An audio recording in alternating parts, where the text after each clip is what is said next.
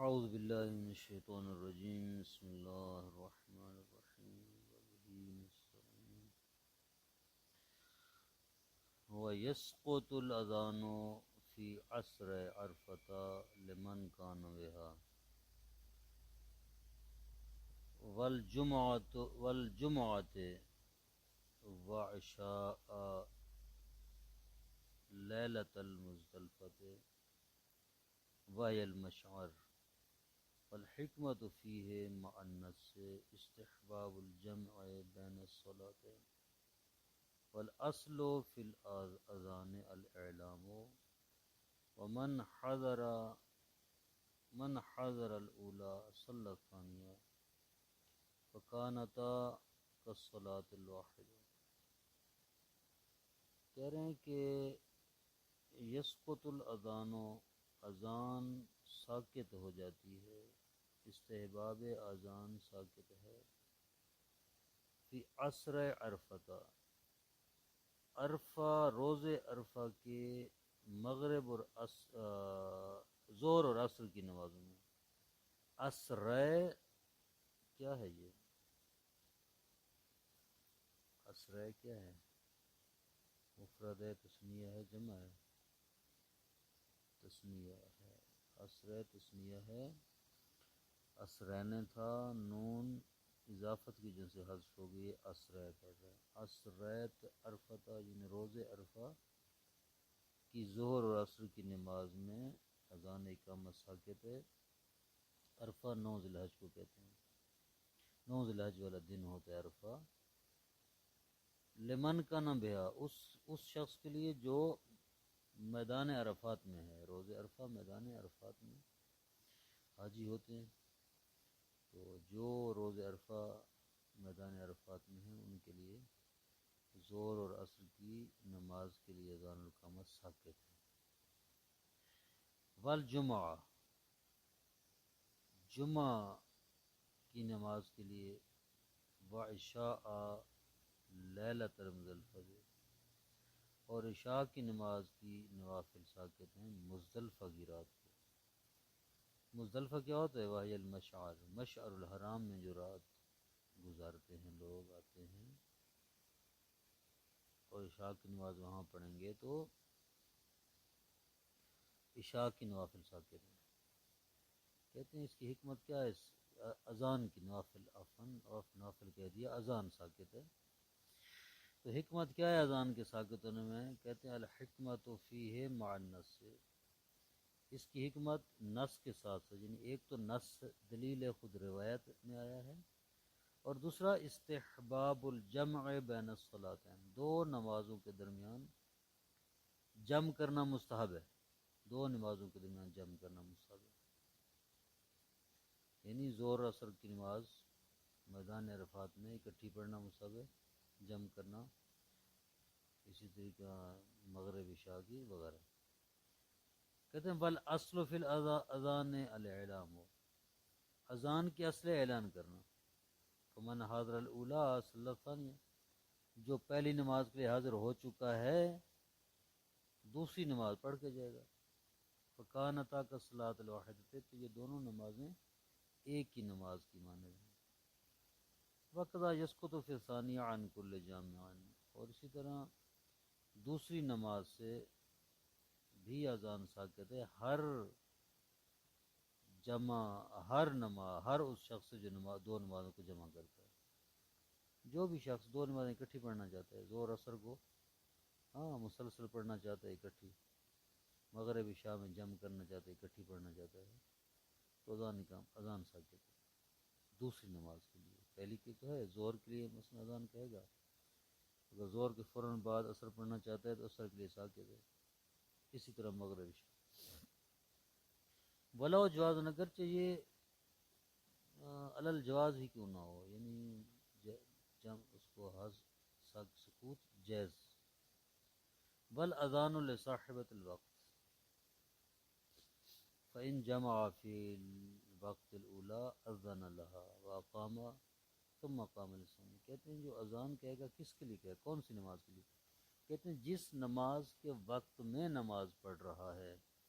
مثال کے طور پر ایک شخص ظہر اور عصر کی نماز کو اکٹھا پڑھنا چاہتا ہے لیکن وہ ظہر کے وقت میں پڑھ رہا ہے، ظہر کی مثلاً فضیلت کا وقت ہے، اس فضیلت کے وقت میں ظہر اور عصر دونوں کی نمازیں ایک ساتھ پڑھ رہا ہے، تو ظاہر ہے پہلے ظہر پڑھے گا پھر عصر پڑھے گا، لیکن وہ جو وقت ہے وقت ظہر کا وقت ہے، وہ فضیلت ظہر کا وقت ہے، عصر کا مخصوص وقت نہیں آیا، ٹھیک ہے؟ تو یہاں اذان کون سی نماز کے لیے کہے گا؟ کہتے ہیں جس نماز کے وقت میں دونوں نمازیں اکٹھی پڑھ رہا ہے اسی نماز کے لیے اذان کہے گا، وہ تو زور ہے اگر زور میں، ہاں ایک شخص جو ہے وہ عصر کے وقت میں دونوں نمازوں کو پڑھ رہا ہے، زور کی فضیلت وہ ختم ہو گیا، عصر کا مخصوص وقت، عصر کی فضیلت کا وقت شروع ہو گیا ہے،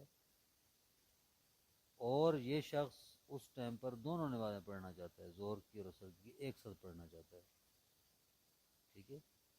تو وہاں کس کے لیے اذان اقامت اذان کہے گا؟ کہتے ہیں وہاں عصر کے لیے اذان کہے گا، عصر کا وقت، اگرچہ نمازیں دونوں اکٹھی پڑھے گا۔ والاذان لصاحبۃ الوقت، اذان اس نماز کے لیے کہے گا جس کا وقت ہے، فإن جمع فی وقت الاولی اذن اللہ، اگر پہلی نماز کے وقت میں جمع کرے نمازوں کو اکٹھا پڑھے تو اذن اللہ، اس اولا یعنی پہلی نماز کے لیے اذان کہے گا، وہ اقامہ اور پھر اقامت کہے گا، اذان بھی پہلی نماز کے لیے کہے گا اور اقامت بھی پہلی نماز کے لیے کہے گا، ثم اقامہ لثانیہ، پھر دوسری نماز کے لیے صرف اقامت کہے گا، اذان نہیں کہے گا، وَإِن جَمَعَ فِي وَقْتِ الثَّانِيَةِ أَذَّنَ أَوَّلًا بِنِيَّةِ الثَّانِيَةِ، اگر دوسری نماز کے وقت میں دونوں نمازوں کو اکٹھا پڑھ رہا ہے تو اذان دوسری نماز کی نیت سے اذان کے کہے گا، پہلے دونوں نمازوں شروع کرنے سے پہلے کہے گا لیکن دوسری نماز کی نیت سے اذان کہے گا، ثم اقام للأولی، پھر پہلی نماز کے لیے اقامت کہے گا، اگر زور پڑھ رہا ہے مثلا پھر دوسری نماز کے لیے اقامت کہے گا۔ کہتے ہیں حل سقوطہ فی هذه المواضع رخصتا فیجوز الاذان ام عزیمتا، ہاں پیچھے انہوں نے ایک اشارہ کیا تھا اس کی وضاحت کر رہے ہیں، پیچھے انہوں نے اشارہ کیا تھا کہ قضا یسقط فی ثانی ان کل جمع ولو جوازن، اگرچہ یہ سقوط اذان جائز طور پر ہے، سقوط کرنا ضروری نہیں ہے، واجب نہیں ہے، سقوط کرنا جائز، اس کا معنی کیا ہے؟ اس کا معنی یہ ہے کہ اگر اذان کہے گا تو بھی کوئی حرج نہیں، ساکت کرے گا تو ابھی مسئلہ نہیں ہے، یہ معنی ہے نا۔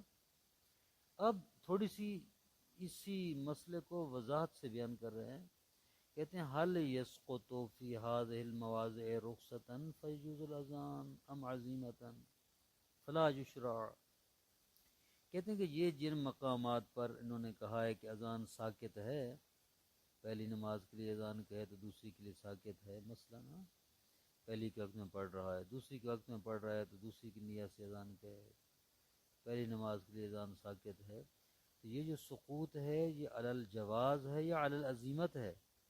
علی الجواز ہے کا مطلب یہ ہے کہ اگر اذان کہے گا تو کوئی مسئلہ نہیں، کہہ سکتا ہے، ہاں لیکن اس کو رخصت دیے اللہ تعالیٰ نے کہ نہ کہے تو بھی کوئی حرج نہیں ہے، اس کو ثواب ملے گا، یا نہیں یہ اذان کا سقوط عزیمت ہے، یعنی اصلا اذان کہنا ہی جائز نہیں ہے، اگر کہے گا تو گناہ ملے گا بجائے ثواب کے، ٹھیک ہے؟ کہتے ہیں حل سقوط فی هذه المواضع، کیا ان مقامات پر نماز کا ساکت، اذان کا ساکت ہونا رخصتاً رخصت ہے، فیجوز الاذان، اگر رخصت ہے تو اذان جائز ہے، کوئی مسئلہ نہیں، اذان کہے گا تو کوئی حرج نہیں ہوگی، ہم عزیمتاً یا نہیں عزیمت ہے، ہاں یعنی رخصت نہیں ہے بلکہ ترک واجب ہے، سقوط واجب ہے، اگر سقوط واجب ہوگا تو فلا یشرع، اذان کہنا جائز نہیں ہوگا، شرعی نہیں ہوگا۔ کہتے ہیں وجہان ہے، یہاں دو وجہ ہیں، دونوں قول ہیں، ایک قول ہے کہ جائز ہے، ایک قول ہے جائز، من انہ عبادت توقیفیت، یہ کس پر استدلال ہے؟ من انہ عبادت توقیفیت، یہ دلیل ہے اور استدلال ہے کہ اذان کو ترک کرنا عزیمت ہے، یعنی ترک کرنا واجب ہے، اس کی دلیل ہے کیوں واجب ہے ترک کرنا. کہتے ہیں من انہو اس وجہ سے کہ یہ اذان عبادت توقیفی ہے. عبادت توقیفی کا کیا مطلب ہے؟ عبادت توقیفی یہ ہوتی ہے کہ جو چیز نص میں وارد ہوئی ہے، جتنی چیز کے متعلق حکم آیا ہے شریعت میں، جتنا جس عبادت کو انجام دینے کا حکم آیا ہے اسی کے مطابق انجام دینی ہے. اس پر نہ زیادتی کر سکتے ہیں نہ اسے کم کر سکتے ہیں. تو لہٰذا جب شریعت میں نص میں آ گیا ہے کہ آپ نے نہیں کہنی اذان تو نہیں کہنی. عبادت توقیفی ہے، یہ موقوف ہے حکم خدا پر، ہماری اپنی مرضی کو دخل اس میں نہیں ہے. عبادت توقیفی ہے ولا نص علیہ ہونا بخصوص، یا خصوصی طور پر اس پر کوئی نص نہیں ہے. منع پر نص ہے، ترک پر نص ہے، لیکن اس کے کہنے پر کوئی نص نہیں ہے. جواز کے اوپر کوئی نص نہیں ہے. لیکن اگر جواز اذان پر کوئی نص نہیں ہے، اذان کہنے پر کوئی نص نہیں ہے، تو اذان کہنا جائز نہیں ہے. وَلِلْعُمُومِ مُخَصَّصٌ بِفِعْلِ نبی صلی اللہ علیہ وسلم جمع بین الظہرین والعشاءین لغیر مانع بِاذان و اقامتین. ایک دلیل اور دوسری دلیل یہ ہے کہ روایات ہیں جن کی عموم آئے، ان عموم کی تخصیص کی گئی ہے پیغمبر اکرم صلی اللہ علیہ وآلہ وسلم کے فعل سے، کہ پیغمبر نے زور اثر کے درمیان، مغرب اور عشاء کے درمیان جمع کیا ہے. ٹھیک ہے، کوئی معنی بھی نہیں تھا. بے اذان، ایک اذان کہیے، و اقامتن، دو اقامتیں کہیے، یعنی دو نمازوں کو جمع کیا ہے لیکن اذان ایک کہیے. دوسری نماز کے لیے اذان نہیں کی، جبکہ نہ کوئی خوف تھا، نہ خطرہ، نہ کوئی معنی.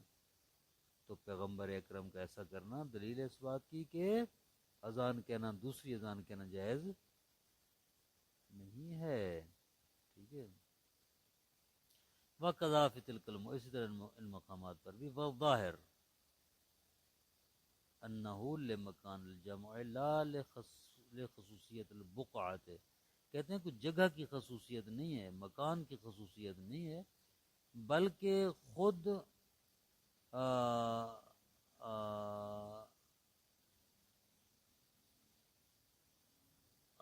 خود مکان جمع کی بات ہے. یعنی جس مقام پر آپ جمع کر رہے ہو نماز کو، ہاں جس مقام پر آپ اس کو جمع کرے، خود اس مکان کی وجہ سے نہیں بلکہ جمع کرنے کی وجہ سے. جب آپ جمع کر رہے ہیں، جس مقام پر بھی جمع کر رہے ہیں دونوں نمازوں کو، وہاں پر دوسری نماز کے لیے اذان کے ثبوت کا حکم ہے، چاہے علی الجواز ہو یا علی العزیمت ہو.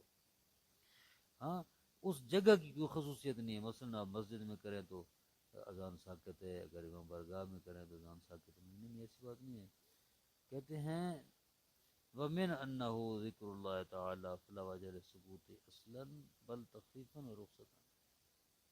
دوسری دلیل ہے یہ من انہو، یہ دلیل ہے اس بات کی کہ اذان کا سکوت علی العزیمت نہیں ہے بلکہ علی الجواز ہے. یعنی کہیں تو بھی کوئی حرج نہیں ہے. کہتے ہیں کیونکہ یہ ذکر خدا ہے. فلا وجہ لسقوط اصلا ذکر خدا کے ساکت ہونے کی کوئی ہمارے پاس وجہ و دلیل نہیں ہے. بل تخفیفاً و رخصت، بلکہ تخفیف ہے، رخصت ہے. ہاں انسان کے لیے آسانی کی وجہ سے ہے اس کا سکوت، نہ کہ واجب ہے ساکت کرنا. یشکلو بمنع کونی بجمیع فصولہ ذکرن. آپ نے جو کہا ہے کہ یہ اذان اور اذان جو ذکر خدا ہے، ہم اس پر اشکال کرتے ہیں. بابا آپ کو کس نے کہا ہے کہ اذان ساری کی ساری ذکر خدا ہے، جبکہ اذان کی کچھ فصول ایسی ہیں جو ذکر خدا نہیں ہیں. ہاں جو ذکر خدا نہیں ہیں تو ان کو آپ ذکر خدا میں شامل کیوں کر رہے ہو؟ وَبِأَنَّ الْكَلَامَ فِي خُصُوصِيَّةِ الْعِبَادَةِ لا مطلق دیکھ، اور ہماری کلام صرف عبادت میں ہے، ذکر میں نہیں ہے. فَقَدْ صَرَحَ جَمَاعَةٌ مِّنَ الْأَصْحَابِ مِنْهُمُ الْعَلَمُ بِتَحْرِيمِ فِي الثَّلَاثَةِ الْأَوَّلِ.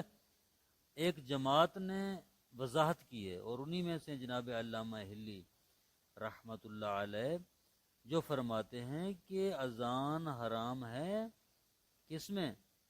پہلی تین نمازوں میں. کون سی پہلی تین نمازیں؟ عرفہ کے دن کی، زور اثر کی، جمعہ کی اور مزدلفہ کی عشاء کی. یہاں پر اصلا اذان کہنا حرام ہے. وَأَطْلَقَ الْبَاقُونَ سُقُوطٌ مَعَ مُطْلَقِ الْجَمْعِ، اور باقی علماء نے مطلقاً اس کے سکوت کا حکم لگایا ہے. کب؟